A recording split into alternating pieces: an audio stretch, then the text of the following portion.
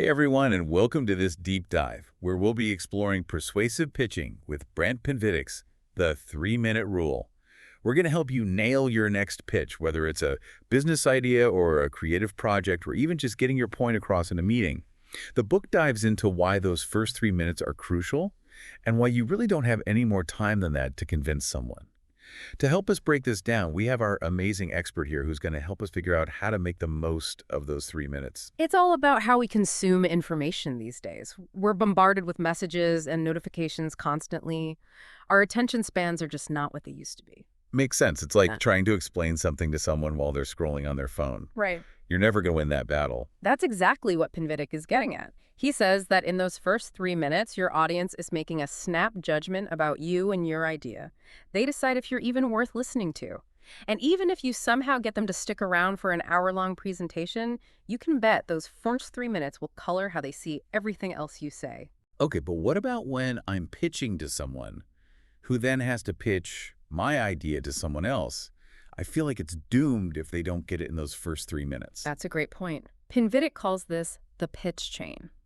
Your initial audience might be on board, but they'll probably have to convince others within their organization. Can they accurately and concisely sum up an hour of your presentation in the 3 minutes they have to get buy-in from their boss? That's why nailing this approach is so important. So you're saying it's about really distilling even complex ideas into those key points that'll grab someone's attention. That's it. And the book isn't saying you have to cram every detail into those 3 minutes. It's not about talking super fast or anything. It's more about choosing what's most important. Pinvidic uses an example from his career when he pitched the show Bar Rescue. He didn't start with all the details about reality TV production. He focused on why the host, John Taffer, was the perfect fit. His personality and expertise were unique, and that's what made him stand out. The details came later once he had them hooked. So it's like a movie trailer. Show off the most exciting parts, and then people will want to see the full movie. Perfect analogy. To help with this, Pinvidic gives 4 essential questions that every persuasive pitch needs to answer. Okay, I'm listening. What are the magic questions? They're the foundation of your pitch. First, what is it? Simple, right. But you need to describe your idea in a way that's both clear and interesting. What problem are you solving? What need are you fulfilling? Second, how does it work? Explain it in a way that your audience will actually understand. Avoid using jargon or anything too technical. Third, are you sure? This is where you back up your claims. Use data testimonials, case studies, anything that really adds weight to what you're saying. You're getting ahead of those skeptical thoughts your audience might have. And lastly, can you do it? Here, you establish your credibility. Highlight your experience skills, anything that shows you're not all talk. These seem so simple, but they're really powerful. I can already see how I could use these in so many different situations, not even just formal presentations. But I guess the answers would change depending on who you're pitching to, right? Absolutely. It's a framework, not a rigid formula. You tailor your answers to fit the specific pitch and your audience. What gets a venture capitalist excited might not work for a creative director. So we have the framework, but what about that opening? How do we really grab their attention in those first few seconds? This is where the aha moment comes in. It's the story of how you came to your idea, the initial spark or realization. Remember how Pinvidic pitched Bar Rescue? He didn't start by explaining the show. He started with why John Taffer was the perfect host. That blend of personality and expertise, that was his aha moment. That's what got the executives interested. That's such a cool example. It's like you're letting your audience relive that moment with you. You pull them into your world. Exactly. And that aha moment becomes even stronger when you bring it back later. Pinvidic calls this the callback. It reinforces your main message and makes it stick. I love a good story. What's a good example of a callback? Let's go back to that Bar Rescue pitch. Pinvidic told a funny story about something called a butt funnel. It's a design element in bars that's supposed to make people get closer. It sounds random, but it goes back to his point about Taffer's expertise. It was funny and memorable, and it showed that Taffer knew what he was talking about. A butt funnel. Well, I'm definitely not forgetting that anytime soon. It's amazing how something so random can tie back to your main point. It's all about strategic storytelling. Now there's another thing to think about. Addressing the elephant in the room. The doubts or concerns your audience might have.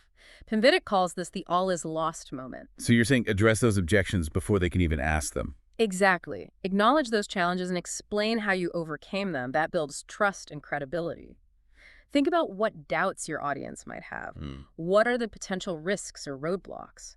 By addressing them head on, you're showing you've thought it through. It's like saying, okay, this might seem risky, but here's why it's actually going to work. You're taking control, and you're not shying away from tough questions. You got it.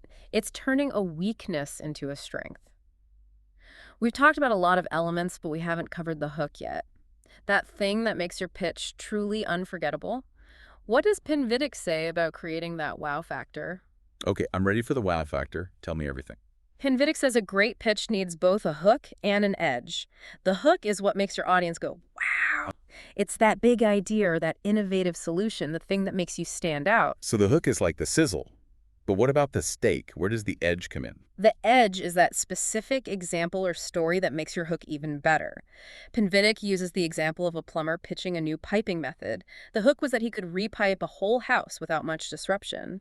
But the edge was the story of how he repiped a whole hotel, and the guests didn't even notice. That's what made it believable and impressive. It's like the difference between telling someone you're a great cook and actually giving them a taste of your food. Exactly. The edge is the proof. It says, I've done this before and I can do it again. And here's the interesting part. Pinvidic says the hook and edge should come later in your pitch, not at the beginning. Really? Why wouldn't you lead with your strongest stuff? Because you have to set the stage first. You have to answer those 4 essential questions. You have to build up to that wow moment.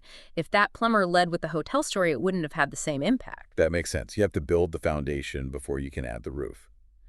So we've covered a lot. The aha moment callbacks, addressing doubts, and creating a hook and edge. How do we put it all together to one 3-minute pitch? Pinvidic actually gives us a specific order. It starts with that opening, your aha moment. Yeah. Then you answer those 4 essential questions. That sets up your pitch. Okay, so far so good. And then we bring in the big guns, the all is lost moment, the hook and the edge. Exactly. You place the all is lost moment after you've explained your main idea. Then you hit them with the wow factor. The hook and edge. They work together. The hook grabs their attention and the edge provides the proof. Just like that butt funnel story. It's memorable and reinforces your main point. Okay, I'm seeing how it all fits together. Address the doubts, build trust, and then hit them with that wow factor. What comes next? Then you go back to your aha moment, a well-placed callback. It reminds them of how it all started. It brings things full circle. I love that. We come full circle, emphasize our key points, and remind them why it matters. But where does that final question fit in? The can you do it? That's your grand finale, your mic drop moment. You end by saying, I can do this. You leave them with no doubt that you're the right person. It's about owning your expertise and passion. This is all so insightful. I'm already thinking about how I can use this in my presentations and even just everyday conversations. That's the power of the 3-minute rule. It's not just about formal pitches. It's about being a more effective communicator. It's about making every word count. It's amazing how powerful this simple concept is. It's a great framework, adaptable and really deep. What makes Pinvidic's book so interesting is that he explains why things work. He doesn't just give you a bunch of rules to follow. Exactly. It's not just about techniques. He shows you the principles behind it. And that helps you adapt these techniques to your own style and to all sorts of situations. Let's go back to those key elements, the aha moment, the callback, the all is lost moment, the hook and the edge. We talked about them individually. But how do they work together to make a persuasive pitch? Think of it as a story. A narrative arc that takes your audience on a journey. A journey. Like a hero's journey. Am I going to be slaying dragons in my pitches? Not exactly, but the idea is similar. You're taking your audience from not knowing to understanding and believing. Okay, I'm following. Yeah. How does this journey work? It starts with your aha moment, your call to adventure. That moment of realization. And you're inviting your audience to come along with you. They're like your companions. Right. And as you go, you're going to face challenges, those all is lost moments. You don't give up. You overcome those challenges. And that shows your audience that you're resilient and resourceful. You're a problem solver. And then just when they think it's all over, you reveal your secret weapon, the hook and the edge. The climax. The hook gets them interested, and the edge is the proof. And to wrap it up, you bring it back to your aha moment with a callback. It reminds them of where you started. It's like the hero coming home after a long journey. That's the power of storytelling. It's not just about entertainment, it's about persuasion. This is amazing. It's not magic, but there is a science to it. We've talked about the theory. Let's talk about some practical tips. What can our listeners do to improve their pitches today? First, practice, practice, practice. The more you rehearse, the more confident you'll be. Like any skill. Second, get feedback from others. Ask friends or colleagues to listen and give you honest opinions. A fresh perspective is so helpful. And lastly, don't be afraid to experiment. The 3-minute rule is a framework, not a set of strict rules. Find what works best for you. Those are great tips. I'm feeling better about my next pitch already. But are there any things we should avoid doing? Don't overload your audience with too much information. Focus on the key points and leave the rest for later. Keep it simple. And don't use jargon that your audience won't understand. Also, don't be afraid to show your personality. People connect with people, not robots. This deep dive has been incredible. I've learned so much about persuasion. Any last words of wisdom for our listeners? The 3-minute rule is more than just techniques. It's a new way of thinking about communication. Embrace it, experiment with it, and have fun. That's a great note to end on.